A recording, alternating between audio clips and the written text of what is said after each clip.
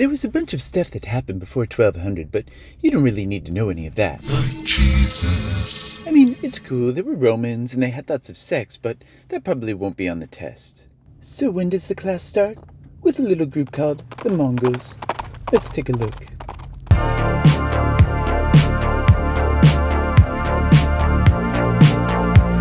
It's 1200. China is industrial and does lots of singing. There's this Abbasid Caliphate, and they're good at math and science and surgery and gold. There's some other folks around too, but who cares? Then these guys called the Mongols show up and change everything.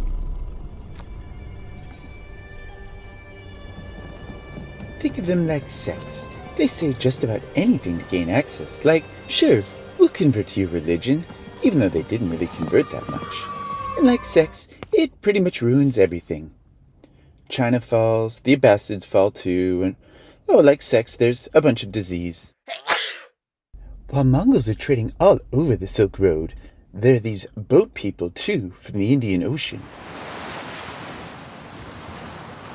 They don't spread disease, they spread culture.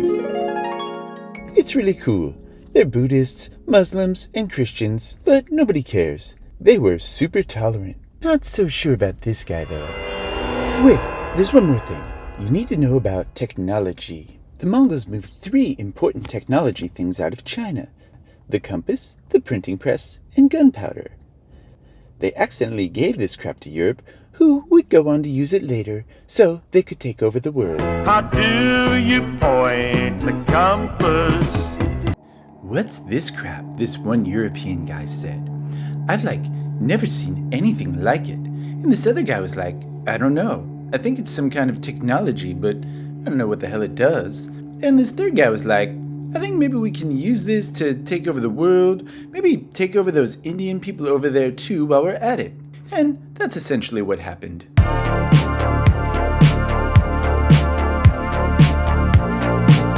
In 1450, Ursula of Brandenburg, this place in Germany, was born. You should forget this, though, because it won't be on the test. So what did happen in 1450? Well, there are 3 stories to keep straight. First, there were a bunch of maritime empires built by Europe. I'm sailing! I'm sailing! I'm sailing! They go like this: Portugal, Spain, the Dutch, and the British. Some are in the Indian Ocean, and some are in the New World. Oh yeah, there's this thing called the New World.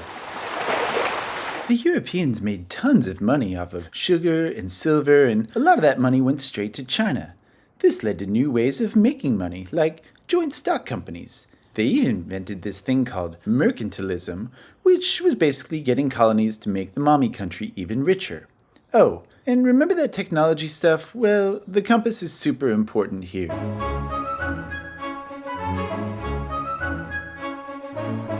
There were also a bunch of land empires, which were basically rip-offs of the old Mongol Empire.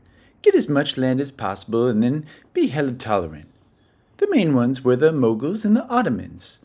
The Ottomans used gunpowder to take over the Silk Road, but their plan backfired because this is when the Europeans turned to maritime travel. What should you know about the Mongols? The sources are usually about how those Muslims ruled over Hindus and how nice or not nice they happen to be, so that's what you should know. There were also some crazy intellectual movements. First, there was the Protestant Reformation. I got 95 theses, but the Pope ain't one. Say me. 95 theses, but the Pope ain't one. This guy named Martin was pissed at the church, so he told people to read the Bible for themselves, which they could because of printing presses. This led to a couple of important things. First, people started to believe less in authority, like the church, and more in themselves, leading to democracy. Second, there was a rise in literacy. Smart people. This new smartness, mixed with people getting less religious, led to the scientific revolution. Oh, and since people were like, screw you, authority, they decided it would be stupid to have kings. Historians call this the Enlightenment. Screw that. I call it obvious.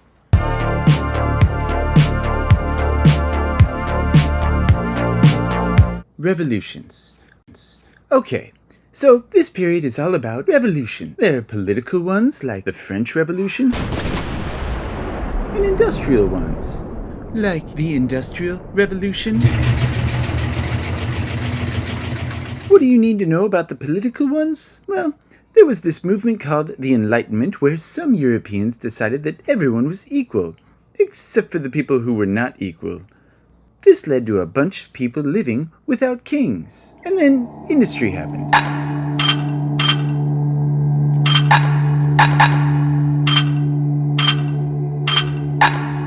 I mean, I guess China had it way earlier. But this class was written by Europeanish people, so they conveniently leave some stuff out. So what should you know? There are secretly 2 industrial revolutions. Shh! The first was in 1750. It's like basic machines. The second was in 1850. Machines got way more powerful and needed more fuels, and this led to taking over lots of other places to get their stuff. There's a word for that, but I forget it right now. Oh, wait, it's called imperialism. At the same time, people were like, not that religious anymore. Without God, they needed a new way to get people to fight and do stuff, so they invented this thing called nationalism. That's not a Heil. This is a Heil. Heil! Heil Hitler! Heil Hitler! They invented flags and anthems and history.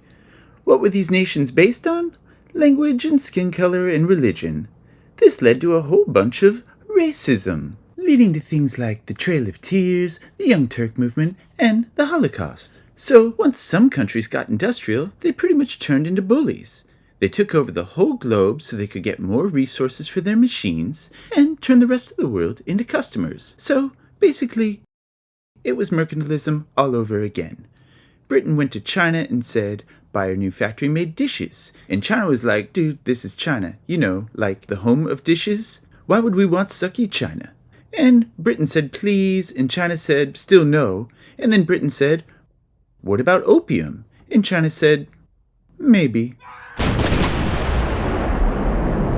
Imperialism also led to this big word called westernization, where folks had to give up their culture to be more like the West. What did westernization look like? Medicine, education, less religion, which led to major rebellions, and more individuality. Imperialism also led to labor migrations, where hella people started to move around for new jobs. Migrations was like, hello people from China, welcome to San Francisco. And then like, nationalism gets all jealous and said,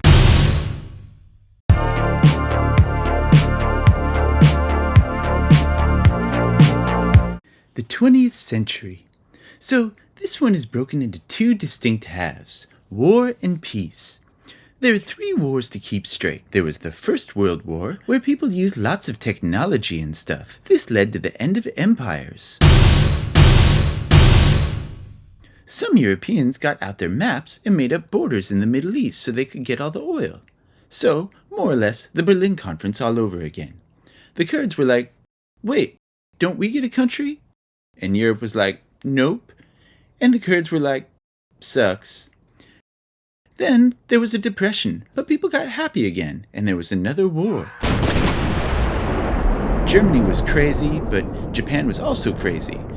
And if you thought social Darwinism went away, not yet. America moved some folks, and so did Turkey, and so did Germany, all because they were super focused on race and ethnicity. Governments started to do more for their people. Russia went communist. America used the alphabet. This new war used even more technology. 2 big places were left standing, but they gave each other the cold shoulder. Mostly by using even more technology. Things stayed frosty for like 40 years, but at least there were some proxy wars.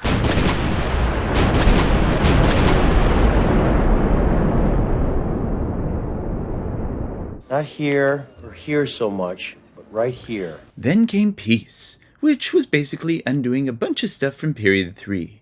Instead of imperialism, they came up with this idea called decolonization. India got salty, and basically all of Africa got liberated. But probably because Europe was broke after the war. There was genocide and religious strife, and instead of nationalism, they did this thing called globalization. But it wasn't all about the Cold War. China went communist, which makes sense because their old system, Confucianism, was all about following the rules.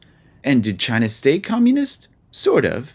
There was this guy Deng who modernized the nation 4 times and basically made the economy like the West. But when students told him to go a little further and not be a dictator, he was like, no, and they called him a square. Wait, does that mean women in China got more rights? Sort of. Did other places go communist? You bet your butt they did. Cuba, Vietnam, North Korea, Latin America, sort of. Japan got knocked on their butt in World War II, but then they had this miracle, and then they weren't off their butt anymore. But it gets all mixed up. Most of these places were just trying to do their own thing, but the US and the Soviets kept Cold Warring them, which was super annoying. Heard of the Green Revolution? Sounds like it's about the environment, but it's not. Farmers and scientists got together and they figured out how to grow more food. Let's solve world hunger, they said. And this other guy was like, wait, won't this just lead to more people on the planet? Turns out that guy was right.